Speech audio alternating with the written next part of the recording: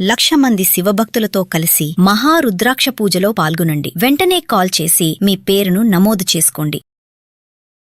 మా వాళ్ళ కోర్స్ వల్ల నేను 1 year కింద పెళ్లి చేసుకున్నాను. 1 month బ్యాక్ ఇద్దరికి గొడవ అయింది సార్. తనతో అనేసాను, నువ్వు నాకంటే ఇష్టం లేదు, నాకొద్దు, వేరే అబ్బాయిని ప్రేమించిన చెప్పేసి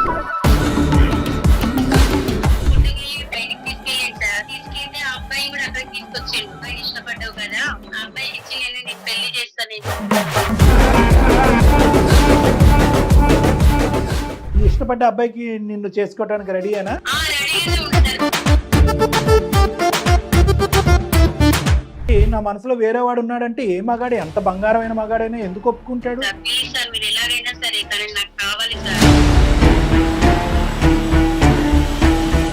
హలో, నేను చెప్పాగా నీ లైఫ్ నువ్వు చూసుకో, నీ చాయిస్ నువ్వు చూసుకో అని చెప్పి. మీరు తప్ప నాకు ఇంకా వేరే ప్రపంచం లేదండి. ఆల్రెడీ నీ మెంటల్ కండిషన్ బాగోట్లేదు, నువ్వు ఇప్పుడు మాట్లాడేది మళ్ళీ తర్వాత ఉండలేదు, రేపు మాట్లాడేది ఉండట్లేదు.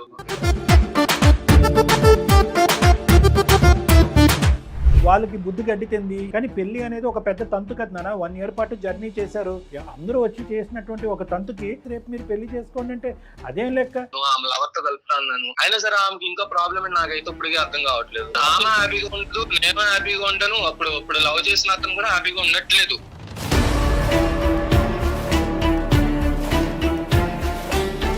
నేను కోపంలో ఉన్నానండి. మా ఆయనే కావాలని ఇంకోసారి మాట అంటే మర్యాదగా ఉండదు. మా ఆయనే కావాలి. పిచ్చా ఎవర్రా నీకు? నువ్వు ఒక మగాడిగా మొగుడిగా ప్రూవ్ చేసుకోవాలంటే వేరే మగాడిని తీసుకొచ్చి లవర్ని తీసుకొచ్చి ఎదురుకుంటా కూర్చోపెడితే అప్పుడు నిజ నిర్ధారణ అవుతుంది, నిరూపణ జరుగుతుందా? ఏమయ్యా ఇట్లా ఆమె వల్ల ఆలోచించి నా హెల్త్ పోతుంది సార్.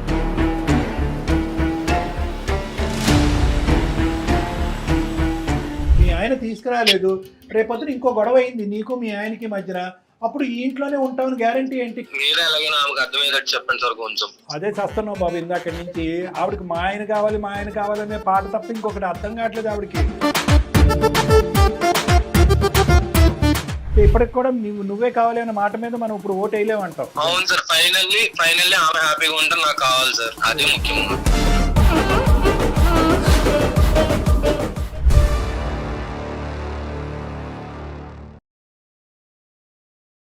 సుమన్ టీవీ అందమైన జీవితం కార్యక్రమానికి స్వాగతం. ప్రస్తుతం మనతో పాటు ఉన్నారు ప్రముఖ సైక్రాటిస్ట్ డాక్టర్ కళ్యాణ్ చక్రవర్తి గారు. డాక్టర్ గారు నమస్తే అండి. నమస్తే మేడం. డాక్టర్ గారు, సాహితీ అనే ఒక ఆమెకు సంబంధించింది, ఆవిడే మెయిల్ చేశారు మనకి. చేతులారా నా జీవితం నేనే నాశనం చేసుకున్నాను మేడం అంటూ ఏడుస్తున్నారు. అందులో అర్థమవుతుంది మనకి. మనం ఒక్కసారి మాట్లాడితే కానీ క్లారిటీగా క్లియర్గా అన్ని అర్థం. Sure madam. హలో, సాహితీ గారేనా అండి? అవునండి, ఎవరండి మీరు? నమస్తే అండి, నేను నిరుపమ, సుమన్ టీవీ అందమైన జీవితం కార్యక్రమం నుంచి కాల్ చేస్తున్నాను. మీరు మాకు మెయిల్ చేశారు కదా? అవునండి, చాలా థ్యాంక్స్ అండి నా మెయిల్ చూసినందుకు. మనతో పాటు డాక్టర్ కళ్యాణ్ చక్రవర్తి గారు కూడా ఉన్నారు. ఒక్కసారి అసలు ఏం జరిగిందో చెప్తే మీకు ఏమన్నా సొల్యూషన్ ఇచ్చేదానికి ట్రై చేస్తాం. చెప్పండి సాహితీ గారు. నమస్తే అమ్మా. నమస్తే సార్. చెప్పండి అమ్మా, సమస్య ఏంటి? నా హస్బెండ్ పేరు, మా పెళ్ళై 1 year అవుతుంది. ఇక్కడ హైదరాబాద్ లో ఉంటాం సార్. మేము సాఫ్ట్వేర్ జాబ్ చేస్తారండి. ఓకే. తను చాలా మంచివాడు సార్, చాలా బంగారం. అట్లాంటి వ్యక్తి దొరకదు సార్ అసలు ఈ జనరేషన్ లో. పోన్లేండి, మీకు దొరికాడు అదృష్టం. ఏమైంది? మా వాళ్ళ కోర్స్ వల్ల నేను 1 year కింద పెళ్లి చేసుకున్నాను. 1 year బ్యాక్. నాకు ఒక బాయ్ ఫ్రెండ్ ఉంది సార్. 1 month బ్యాక్ ఇద్దరికి గొడవ అయింది సార్.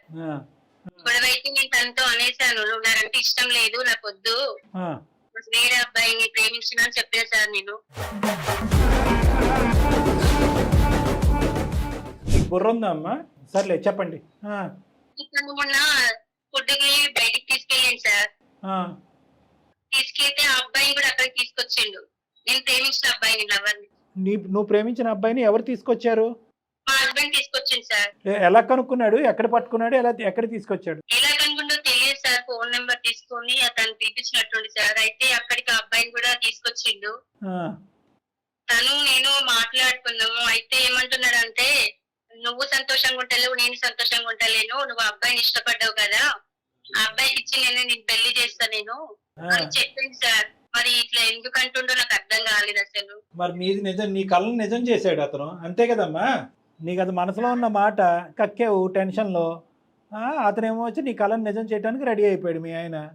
సార్ నాకే ఏం లాభా, బంగారాన్ని వెండి చేస్తావు నువ్వు పక్కన కూర్చుని. ఇప్పుడు ఏం చేద్దాం అంటావు? నాకు కావాలి సార్, మా హస్బెండే కావాలి సార్. అవును కావాలి, కానీ ఇలాంటి సీక్రెట్ చెప్పిన తర్వాత అతను తీసుకొచ్చి కొత్త పెళ్లి కొడుకుని తీసుకొచ్చి కూర్చోపెట్టి పెళ్లి చేసుకోమంటే ఇప్పుడేం చేయగలవమ్మా? నువ్వు మొదలు పెట్టుకున్న ఫిడేలే కదా ఇదంతా. ఇన్ని రోజులు ఆయన క్యారెక్టర్ ఏందో నాకు అర్థం కాలేదు సార్, ఇప్పుడే అర్థం అవుతుంది సార్. నాకు మా ఆయనే కావాలి సార్. కాదు అప్పుడు అర్థం కాలేదు, ఇప్పుడు ఎలా అర్థమైంది అతను తీసుకొచ్చాక? నాకు ఇప్పుడు అర్థమైంది సార్. ప్లీజ్ సార్, మీరు ఎలాగైనా సరే కానీ నాకు కావాలి సార్. కాదు నువ్వు అసలు మాట్లాడే దాంట్లో ఒక అర్థం ఉందా, మీనింగ్ ఉందా, ఒక లోతు ఉందా, ఇంకేమన్నా వివరాలు చెప్తున్నావు? ప్రేమ పెళ్ళా ఏంటిది? అరేంజ్డ్ మ్యారేజా మీది? అరేంజ్ మ్యారేజే సార్. అరేంజ్డ్ మ్యారేజే. మరి మీ పెద్దవాళ్ళు అందరూ బలవంతంగా నీ పెళ్లి చేశారా లేదంటే నీకు ఇష్టపూర్వకంగా చేశారా? బలవంతంగా చేశారు సార్. అప్పుడు ఇష్టం లేదు సార్. అప్పుడు బాయ్ ఫ్రెండ్ అంటే మీకు ఇష్టం? అవును సార్.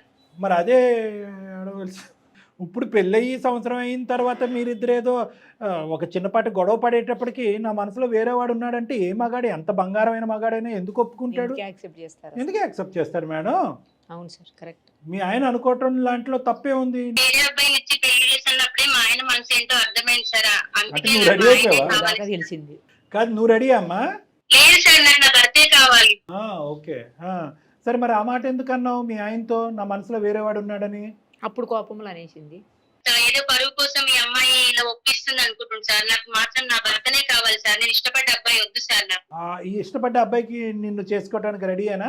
రెడీగానే ఉంది సార్, కానీ నాకు ఇష్టం లేదు. నా భర్త అంటే నాకు ఇష్టం సార్. ఇప్పుడు నాకు ఎవరు వద్దు ఇంకా. ఎక్కడ దొరికారమ్మా మీరందరూ? అదే కదా. కాదు నువ్వేదో చేతులారా చేసుకుని జీవితాన్ని నాశనం చేసుకుంటే కనుక ఆ నాశనం చేసుకున్న జీవితాన్ని అంతం వరకు వెళ్ళిపోతామనే భయంతో, సూసైడ్ వరకు వెళ్ళిపోతాను భయంతో అతని జీవితాంతో నీతో పాటు జర్నీ చేయవలసింది. కోపంలో నువ్వు నోరు జారేని అన్నావు. నోరు జారేను నువ్వు తప్పు మాట అని ఎలా అనుకుంటాడు? అదే వాస్తవం అని అనుకుంటాడు. ఇప్పుడు నీ మనసు కరగటానికి ప్రధానమైన కారణం ఏంటి? అబ్బాయి అంత దేవుళ్ళ లాంటి మొగుడు ఏది కొండ మీద కోతుల్ని తీసుకురమ్మని తీసుకొస్తాడు. ఇష్టమైన వాడు వాడంటే కనుక పెళ్లి తీసి పక్కన పెట్టి ఇష్టమైన వాడితోనే పెళ్లి చేద్దాం అనుకుని నీకు అనువిప్పు కలిగింది. కానీ ఇప్పుడు మీ ఆయన తీసుకురాలేదు అనుకోండి, చెప్తున్నాను, మీ ఆయన తీసుకురాలేదు, రేపొద్దున ఇంకో గొడవ అయింది నీకు మీ ఆయనకి మధ్యన, అప్పుడు ఈ ఇంట్లోనే ఉంటామని గ్యారంటీ ఏంటి? ఫ్యామిలీతో ఎప్పుడైనా డిస్కస్ చేశారా అమ్మా ఇవన్నీ? సార్ ఎవరితో చేయాలో డిస్కషన్ చేయాలో నాకు అర్థం కాక మీకు మెయిల్ చేసిన సార్. అదోకేలే అమ్మా. ఇప్పుడు మీ ఆయన వెనక్కి తగ్గాడా? నాకొద్దు మీరే కావాలంటే వెనక్కి తగ్గాడా? లేదంటే మీ ఆయన ఇప్పటికీ కూడా నీ లవర్ బాయ్నే నువ్వు పెళ్లి చేసుకో, నేనైతే ఉండను అనే పాట పాడుతున్నాడా? తగ్గలేదు సార్, నమ్మట్లేదు సార్. నేను చెప్తే మీరే కావాలి అని అంటే వినట్లేదు సార్. సరే మరి ఇప్పుడు అతనికి ఒకసారి ఫోన్ కలపండి. అక్కడ తల్లిదండ్రులతో గొడవపడి పెళ్లి చేసుకున్నా సరిపోయి ఉండేది. అవును కరెక్ట్ చెప్పారు. స్టార్టింగ్ లోనే అది హలో చెప్పు సాయితే. ఎక్కడున్నారండి? నేను ఆఫీస్ లో ఉన్నా. చెప్పు. మొన్న మనకి డిస్కషన్ అయింది కదా. నేను చెప్పాగా నీ లైఫ్ నువ్వు చూసుకో, నీ చాయిస్ నువ్వు చూసుకో అని చెప్పేసి మళ్ళీ ప్రాబ్లం ఏంటి? లేదండి, నాకు మీరు కావాలి. నువ్వు ఇప్పుడు మాట్లాడేది మళ్ళీ 5 minutes అయిన తర్వాత నువ్వేం మాట్లాడతా నీకు తెలియదు. నీ డిసిషన్స్ నువ్వు ఎలా తీసుకుంటావో తెలియదు. అంతే కదా. నీ మెంటల్ కండిషన్ అనేది ఎలా ఉంటుందో నీకు తెలియదు. లేదండి, నాకు ఇప్పుడిప్పుడే అర్థమవుతుంది మీ గురించి. నాకు మీరు తప్ప నాకు ఇంకా వేరే ఎవరు లేరు, వేరే ప్రపంచం లేదండి. నేను నీ లైఫ్ చూసుకోమని నీకు చెప్పాను. ఆల్రెడీ నీ మెంటల్ కండిషన్ బాగోట్లేదు. నువ్వు ఇప్పుడు మాట్లాడేది మళ్ళీ తర్వాత ఉండలేదు, రేపు మాట్లాడేది వెళ్ళట్లేదు. ఓకే. హలో అవ్వదండి. ఉండమ్మా, ఒక్క నిమిషం ఆగమ్మా. అమ్మా నువ్వు చెప్పలేకపోతున్నావు, మీ ఆయనకి మేము ట్రై చేస్తాము. నమస్తే అండి, నా పేరు డాక్టర్ కళ్యాణ్ చక్రవర్తి, సుమన్ టీవీ అందమైన జీవితం నుంచి. నాతో పాటు నిరుపమ మేడం ఉన్నారు, సీనియర్ హోస్ట్. ఒక 2 నిమిషాలు మీతో మాట్లాడొచ్చా సార్? మిమ్మల్ని ఎందుకు కాంటాక్ట్ అయిందండి? అదే ఆవిడకి ఏమండి, మీ భార్య గురించి మేము ఏం చెప్పగలమండి? ఆవిడ పెళ్లికి ముందు, పెళ్లి మధ్యలో, ఎప్పుడు కూడా ఆవిడ బ్రెయిన్ డెవలప్ అయ్యిందో లేదో మాకే డౌట్గా ఉంది. నిజంగా ఏంటంటే అర్థం పర్థం లేనటువంటి ఒక వ్యవహారం ఇది. పెళ్లికి ముందు ప్రేమించినటువంటి వ్యక్తితో శుభ్రంగా పెళ్లి చేసుకుంటే మీకు హ్యాపీగా ఉండేది, ఆవిడకి హ్యాపీగా ఉండేది. మా కాల్ కాస్త మేము ఎవరికో వేరే వాళ్ళకో కలిపి ఉండేవాళ్ళం. ఆవిడకి అసలు. అవును సార్, అయినా సరే నేను ఆమెని ఆమె పార్ట్నర్ తో కలుపుతా అన్నాను, ఆమె లవర్ తో కలుపుతా అన్నాను. అయినా సరే ఆమెకి ఇంకా ప్రాబ్లం నాకైతే ఇప్పటికీ అర్థం కావట్లేదు. అదే మీరు చెప్పండి అసలు ఏం జరిగింది అనేది. ఇందాక అమ్మాయి కట్టే కొట్టే తెచ్చే అన్నట్టుగా 3 ముక్కల్లో చెప్పింది. అసలు మాకు వ్యవహారమే అర్థం కాలేదు. మాకు మ్యారేజ్ 1 year అవుతుంది సార్. మ్యారేజ్ 1 year అవుతుంది, కానీ ఆమె ఈ మధ్యన కొంచెం విందుగా బిహేవ్ చేస్తుంది. గొడవలు అవుతున్నాయి, చిన్న గొడవలు అవుతున్నాయి ఇంట్లో. ఆమె అసలు నాకేం అర్థం కావట్లేదు. ఏంటని గట్టిగా అడిగాను. అంటే నాకు ఇష్టం లేదు, నన్ను మీకు బలవంతంగా ఇచ్చి పెళ్లి చేశారు మా ఇంట్లో. అప్పుడే చెప్పొచ్చుగా అని చెప్పేసి అన్నా. లేదు నాకు బలవంతంగా ఇచ్చి పెళ్లి చేశారు, అది ఇది అని చెప్పేసి మరి అలాంటప్పుడు ఇప్పుడు ఏం చేద్దాం, ఏంటి నీ బాధ ఏంటి, అది ఇది అని చెప్పేసి అన్నా. అంటే లేదు, నేను ఇంతకు ముందులో ఒక లవర్ని లవ్ చేశాను, నా కాలేజ్ లో ఉన్నప్పుడు నాకు చాలా ఇష్టం, అతను అంటే ఇష్టం, అయినా సరే మా వాళ్ళు నిన్ను బలం దించి పెళ్లి చేశారు, అది ఇది అని చెప్పేసి అన్నారు. ఓకే, అయితే నాకు అర్థమైంది లేని ప్రాబ్లం, అందుకే పిచ్చి పిచ్చిగా బిహేవ్ చేస్తున్నావు అది ఇది అని చెప్పేసి అనుకున్నా. వాళ్ళ ఫ్రెండ్స్ ని వాళ్ళందరిని రిఫర్ చేసిన తర్వాత నాకు తెలిసింది పలానా వ్యక్తి అని చెప్పేసి. అతను తీసుకొచ్చి ఒక హోటల్లో కూర్చోబెట్టి సర్లే వీళ్ళిద్దరికి కొంచెం కాంప్రమైజ్ చేసి నేను పక్క తప్పుకుందాంలే అది ఇది అని చెప్పేసి అనుకున్నా. పెళ్లి అయిన తర్వాత పెళ్లి చూపులేట ఆమె హ్యాపీగా ఉండదు, నేను హ్యాపీగా ఉంటాను. అప్పుడు లవ్ చేసిన అతను కూడా హ్యాపీగా ఉండట్లేదు. నేను కనుక్కున్న ప్రకారం ఏంటంటే అతను కూడా హ్యాపీగా ఉండట్లేదు సార్. ఇప్పుడు నా వల్ల వాళ్ళిద్దరు బాధపడతాం ఎందుకు అని చెప్పేసి నేను కలుపుదాం అనుకున్నా. అలా కాదు, ఇప్పుడు మీ ఆవిడ ఏమని చెప్పింది, సరే ఆవిడ నోరు జారింది, లేదంటే తెలివి తక్కువతనంతో మాట్లాడింది, అప్పుడంటే ఒకటి ఇష్టం ఉన్నాడు అని అంది, కానీ ఇప్పటికీ వాడే మనసులో ఉన్నాడు, నువ్వు అర్జెంటుగా వాడిని తీసుకొచ్చి పెళ్లి చేయాలని అయితే అనలేగా. మీరు అంత పెళ్లి పెద్దలాగా అటువైపు ఆ లవర్ని ఇటువైపు ఈ లవర్ని తీసుకొచ్చి పెళ్లి చేయవలసినటువంటి అవసరం మరి మీ ఓకే సార్, కానీ ఏంటంటే ఆమె నాతో హ్యాపీగా ఉండట్లేదు కదా, ఇప్పుడు నేను హ్యాపీగా ఉండట్లేదు, అతను హ్యాపీగా ఉండట్లేదు, ఇప్పుడు మేము ఇద్దరు కలిసి ఉండి ఏం చేయాలి సార్? నాన్న అది కాదు నాన్న, నువ్వు చిన్నపిల్లడివే, ఆ అమ్మాయి కూడా తెలివి తక్కువతనంతో వ్యవహరిస్తుంది. అప్పుడే పోరాటం చేసి ప్రేమించిన పెళ్లి చేసుకుంటే ఇద్దరు సుఖపడేవారు, మనం హ్యాపీగా ఉండేవాళ్ళం. వాళ్ళకి బుద్ధి గడ్డితింది, ఇంతవరకు వచ్చారు. కానీ పెళ్లి అనేది ఒక పెద్ద తంతు కదా నాన్న, 1 year పాటు జర్నీ చేశారు. పెళ్లి అనే ప్రయాణంలో అటు పెద్దలు ఇటు పెద్దలు వచ్చి అందరూ వచ్చి చేసినటువంటి ఒక తంతుకి సింపుల్గా నువ్వు ఇద్దరిని తీసుకొచ్చి ఒక హోటల్లో కూర్చోబెట్టి పెళ్లి చూపులు చేసి రేపు మీరు పెళ్లి చేసుకోండి అంటే అదేం లెక్క? నీ జీవితానికి సమాధానం మీరు చెప్పింది బాగా, కానీ 1 year నుంచి ఉంటున్నామనే పేరుగా కానీ మేము కలిసి అయితే సరిగ్గా ఉండట్లేదు సార్. శారీరకంగా మానసికంగా అసలు మేమైతే సరిగ్గా అయితే ఉండట్లేదు సార్. అంటే అదే ప్రాబ్లం, ఆ ప్రాబ్లం వల్లే నేను ఇది క్లియర్ చేద్దాము, రెక్టిఫై చేద్దాము అని చెప్పేసి నేను ఇది చేశాను తప్ప.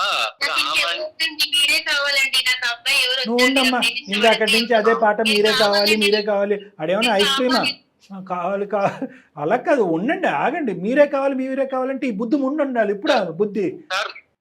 సార్ మీకు ఇంకో పాయింట్ చెప్పాలంటే ఆమె ఒక్కోసారి ఏం ఆలోచిస్తుందంటే వాళ్ళ ఇంట్లో పరువు కోసం ఆలోచిస్తుందేమో అని నేను అనుకుంటున్నా సార్. లేదండి, లేదు, నాకు మీరు కావాలి ప్లీజ్ అండి. మరి అలాంటప్పుడు నా దగ్గర ఆ విషయం ఎత్తకూడదు కదా, నేను వేరే వాళ్ళని లవ్ చేస్తున్నా అది ఇది అని చెప్పేసి. ఇప్పుడు నా మెంటల్ కండిషన్ స్టెబిలిటీ ఉంటుంది తర్వాత. అవును, నేను కోపంలో ఉన్నానండి, ప్లీజ్ మీరు తప్ప నాకు వేరే ఎవరు వద్దండి, నాకు కావాలి మీరు ప్లీజ్ అండి. నువ్వు కోపంగా అన్నా ఏమన్నా సరే, నా మెంటల్ స్టెబిలిటీ లేదు, నాకు కొంచెం హార్ట్ ఫీలింగ్స్ ఉంటాయి కదా. ఇప్పుడు నువ్వు వేరే లవ్ చేస్తున్నావు అంటే నా దగ్గరకు వచ్చి ఎలా ఉంటావు? ఇప్పుడు ఆ అమ్మాయి ఒకటే మాట అంటుంది, నా తప్పు నేను తెలుసుకున్నాను, నువ్వే కావాలి ఈ పాట తప్ప అదే చెప్తున్నా కదా సార్, ఆమె మెంటల్ కండిషన్ బాగట్లేదు సార్. ఇప్పుడు మీ దగ్గర ఎలా ఉంటుంది, మళ్ళీ రేపొద్దు మళ్ళీ వేరేగా ఉంటుందేమో ఆవిడకని తెలుసు సార్. అదే నాన్న, నాకు తన మెంటల్ కండిషన్ అంటాను అనను, మీరే కావాలి అనే 2-3 పదాలు కాసేపు ఆపును. ఒకే క్వశ్చన్ కి ఆ అమ్మాయి సమాధానం చెప్తే కనుక నీకు నాకు నిరుపమ మేడంకి అందరికీ ఒక క్లారిటీ వస్తుంది. ఒకే ఒక ప్రశ్నకి ఏంటంటే, నాకు ఇష్టమైనటువంటి వ్యక్తి పెళ్లి చూపులు చూసిన తర్వాత అప్పటి వరకు మీరెవరు ఏంటి అనేటటువంటిది రకరకాల ప్రశ్నలు వచ్చినాయి, మీరుతో గొడవలు పడుతుంది, మీకు అసలు సంతోషం సుఖం ఆనందం అనేటటువంటిది సంవత్సరం బట్టి లేవు. ఎప్పుడైతే హోటల్లో పెళ్లి చూపులు చూసారో, మీరు దగ్గరుండి వీళ్ళిద్దరిని ఎదురుబెదురు కూర్చోబెట్టారో, అప్పటి నుంచి నువ్వు రాముడు దేవుడు బీవుడు అయిపోయావు. బంగారం కావాలి అంటుంది. ఏం చూసింది అంత గొప్పతనం మీలో? అంటే కేవలం విడిపోయినటువంటి ప్రేమికుల్ని కలిపినటువంటి ఒక గొప్ప వ్యక్తిగా నిన్ను చూడటం వల్ల చూసినప్పుడు ఎలా అంటే మళ్ళీ ఆ మెంటల్ కండిషన్ ఏం బాగాలేదు సార్, అదే స్టెబిలిటీ అయితే లేదు ప్రెసెంట్ అయితే. సో ఇప్పటికి కూడా నువ్వే కావాలి అన్న మాట మీద మనం ఇప్పుడు ఓటు వేయలేమంటావు? లేదు సార్, నేనైతే వెళ్ళాను సార్, ఫార్వర్డ్ గా అయితే వెళ్ళాను ప్రెసెంట్. అసలు ముందు ఎంఏకి ట్రీట్మెంట్ అవసరం మరి అలాగే ఉంది మేడం. సంఘటన జరిగిన తర్వాతనే తెలిసింది సార్ మా ఆయన అంటే ఏందో అని. ఉండమ్మా, మళ్ళీ నువ్వు మా ఆయనే కావాలి అది కదమ్మా, మా ఆయనే కావాలంటే నిజంగా నీకు పిచ్చి పట్టిందా నా మాట? ఇప్పుడు వరకు అనలేదు, ఇప్పుడు నిజంగా అంటాను నేను. నీకు ఏమైనా పిచ్చి పట్టింది? నిజంగానే పిచ్చి పెట్టింది సార్ ఆమెకి. ఆమె ఇంట్లో కూడా పిచ్చిగా బిహేవ్ చేస్తుంది సార్, అందుకే నాకు కొంచెం మైండ్ కూడా స్టెబిలిటీ ఉంటుంది. ఆమె వల్ల ఆలోచించి నా హెల్త్ పోతుంది సార్. ఇప్పుడు ఇది జరగకపోతే అప్పుడు ఏమనేదాన్ని మీ ఆయన గురించి? నువ్వు ఒక మొగుడిగా ప్రూవ్ చేసుకోవాలంటే వేరే మగాడిని తీసుకొచ్చి లవర్ని తీసుకొచ్చి ఎదురుకుంటా కూర్చోపెడితే అప్పుడు నిజ నిర్ధారణ అవుతుంది, నిరూపణ జరుగుతుందా? ఏమయ్యా ఇది సీరియస్ ఎపిసోడా, కామెడీ ఎపిసోడా? మొగుడు అని గుర్తు రాలేదు ఆమెకి, ముందు వరకు గుర్తు రాలేదు. ఈ తర్వాత చేసిన తర్వాత గుర్తొచ్చింది. నాకు పరువు గురించి అంత ప్రాబ్లం లేదు, సొసైటీ ఏమనుకుంటుందో ప్రాబ్లం కూడా లేదు సార్. నాకు వాళ్ళ ఫాదర్ మదర్ తో మాట్లాడమన్నా, నా ఫాదర్ మదర్ తో మాట్లాడమన్నా, వాళ్ళని కన్విన్స్ చేయమన్నా సరే అది నా బాధ్యత, నా మీద వేసుకుంటా. ఒకవేళ నాకే ఇష్టం లేదని చెప్తాను ఆమంటే, ఓకేనా? నాకు ఆమె వద్దు సార్, నాకైతే నా వల్ల కాదు, సొసైటీ ఏమనుకుంటుంది అన్నది కూడా నాకు అవసరం లేదు సార్. ఏదో విధంగా పెళ్లిలోంచి అయితే బయటపడాలి నేను. దాని గురించి ఆ అమ్మాయి మీద అయితే నింద పడకుండా కాపాడుకుంటాను. నాకే ఆ అమ్మాయితో పడట్లేదు, ఆ అమ్మాయి అంటే ఇష్టం లేదు, కుదరట్లేదు కాబట్టి విడాకులు తీసుకుంటాం అని చెప్తావు. ఇటువైపుగా అటువైపు. అవును సార్, ఫైనల్లీ ఆమె హ్యాపీగా ఉంటే నాకు కావాలి సార్, అదే ముఖ్యం నాకు. ఎంత మంచోడమ్మా. అదే కదా, అందుకే పదే ఆయనే కావాలంటాం సార్. అంత మంచోడు అబ్బాయి. ఈ అమ్మాయి పిచ్చిదానిలో వ్యవహరిస్తుంది. ఏంటమ్మా? ఆయన తప్పి నేను ఇంకెవరి జీవితం నాకు వద్దు సార్. ఎవరు అమ్మా, మీ ఆయన నీకు కావాలి కానీ మీ ఆయనకి నువ్వు వద్దే. అర్థం చేసుకోవే తల్లి. మీ ఆయనకు నువ్వు చేసినటువంటి పొరపాటు, అసలు ఒక అరగంట మాట్లాడక్కర్లేదు, నీతో 10 నిమిషాలు మాట్లాడితే నీకు మతి స్థిమితం లేదు, మతి భ్రమించింది అనేది అర్థమవుతుంది. అదే పాట, మా ఆయన కావాలి, మా ఆయన మీ ఆయన ఇష్టాలు ఇంక నీకేం వద్దా? ఎంత మంచోడు చూడు. నీ పరువు తీయకుండా అతని మీదే నిందేసుకుంటూ పెళ్లిలోంచి బయటపడతాను, నన్ను కాపాడండి సార్ అంటున్నాడు. నువ్వు కాదు ఈమెయిల్ పెట్టాలి, అతను పెట్టాలి. పెట్టాలి, అసలు కరెక్ట్ చెప్పారు సార్. పిచ్చా ఎవర్రా నీకు? ఏం చేద్దాం? అదంతా లెక్క కాదు. నువ్వు ఫస్ట్ ట్రీట్మెంట్ తీసుకోవాలి, ఇంకేం మాట్లాడుకో. నేను అదే చెప్పా, ఫస్ట్ మీ దగ్గర రావాలి సార్ అని ఇందాక.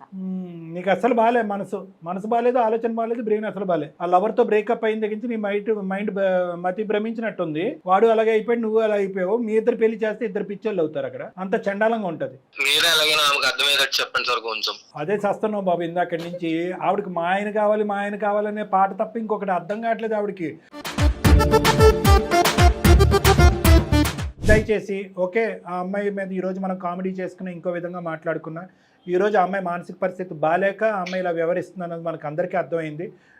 నోరు జారటం అనేటటువంటిది అప్పుడు జరిగింది. ఇప్పుడు మళ్ళీ కట్ చేసి ఆ అబ్బాయిని ఎదురుగుంటా పెట్టగానే అబ్బో మా ఆయన బంగారం, మా ఆయనే కావాలి అంటుంది. ఆ అమ్మాయి ఏం మాట్లాడుతుందో, ఏం ఆలోచిస్తుందో, ఏం వ్యవహరిస్తుందో అనేది అర్థం కాని పొజిషన్లో ఆ అమ్మాయి మీద నీకు నాకు నవ్వులాట కానీ కోపం కాదు, జాలి కలగాలి.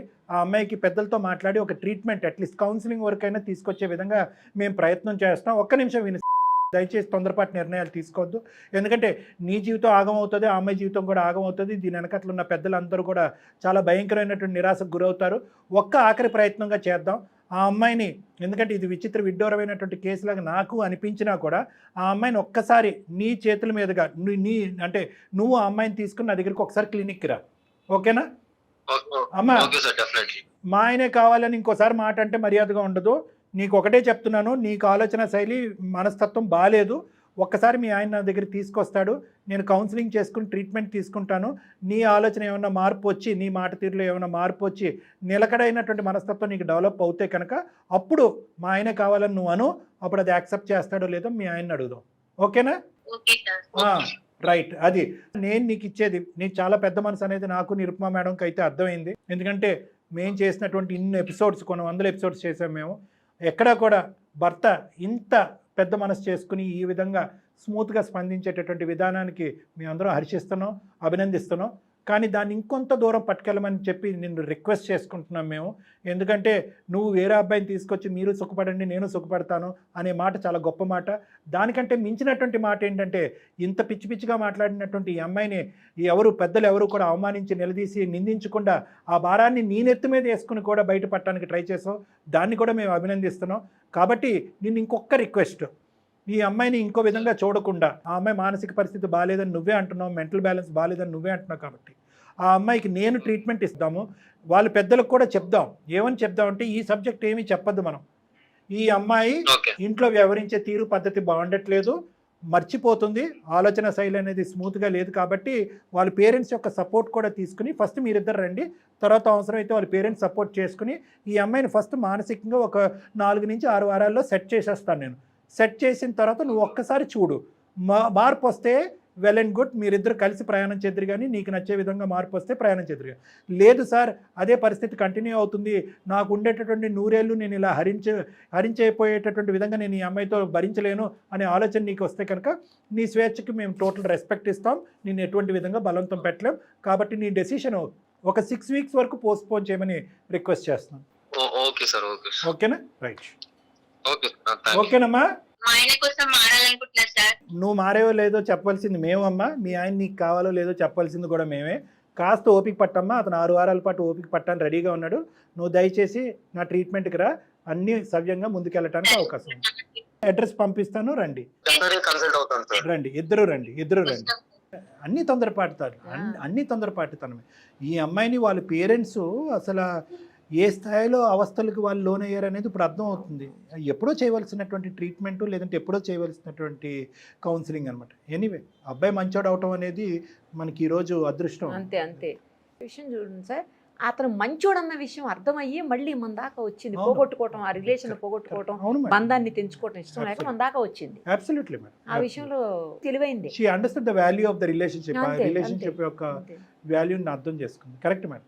నాకు ఒక చిన్న డౌట్ ఉంది సార్ ఈ కేసులో. ఏంటంటే ఇప్పుడు మీరు అన్నారు చూడండి, ఇట్లా ఎప్పుడో చేయాల్సిన ట్రీట్మెంట్ ఇప్పుడు డిలే అయింది అని చెప్పేసి, ఇలా అసలు ప్రాబ్లం ఉంది వాళ్ళకు, వాళ్ళు మానసికమైనటువంటి రుగ్మతతో బాధపడుతున్నారు అన్న సంగతి కూడా చాలా మందికి తెలియదు అసలు. తెలియదు మేడం. యూజువల్గా ఇది వ్యక్తిత్వానికి వదిలేస్తారు. తల్లిదండ్రుల చూడ ఏమంటారంటే అమ్మాయి మొండిది, తెలియనితనము, అమాయకత్వం, ఇలాంటి సర్వసహజంగా మనం యూజ్ చేసుకునే లేబుల్స్ అన్నీ కూడా వాళ్ళకి ఆపాదించేసి పెళ్ళి అయితే కనుక ఇలాంటివన్నీ కుదిరిపోతాయి, సెట్ అయిపోతాయనే ఉద్దేశంతో ఇలా చేశారు. ఓకే ఇప్పుడు నిజంగా వాస్తవానికి ఈ అమ్మాయి వ్యక్తిత్వం, మనస్తత్వం అనేది తల్లిదండ్రులకు బాగా తెలుసు మేడం. ఓకే కానీ వాళ్ళకి ఒక ఆలోచన ఏముంటుందంటే పెళ్ళి అయిన తర్వాత మెచ్యూరిటీ పెరుగుతుంది, పిల్లలు పుట్టాక బాధ్యతలు పెరుగుతాయని అనుకుంటారు. అనవసరంగా వేరే అబ్బాయి జీవితం నాశనం అయింది కదా మేడం. ఈ రోజు అబ్బాయి మంచోడు కాబట్టి సార్ నేను వెయిట్ చేస్తానని అంటున్నాడు. పరుగు గురించి ఎవరు ఉంటారు మేడం? అదే సార్, అది తెలీదా వాళ్ళకి? తెలియక డిలే అవుతుంటాయా ఈ కేసెస్ లో ట్రీట్మెంట్ అనేది అడిగా. Ignorance madam, ignorance. మా వరకు మాకు పిచ్చేంటి, మా వరకు మేమెందుకు ట్రీట్మెంట్ తీసుకోవాలి, దాన్ని యాక్సెప్ట్ చేయలేరేమో కూడా కదా. అంతే మేడం. ఎందుకంటే కనుక అదేంటంటే మా ఇంటి వరకు తట్టే సబ్జెక్ట్ కాదు, అది ఎక్కడో ఉంది అనేది. అదే అదే థ్యాంక్ యూ సార్.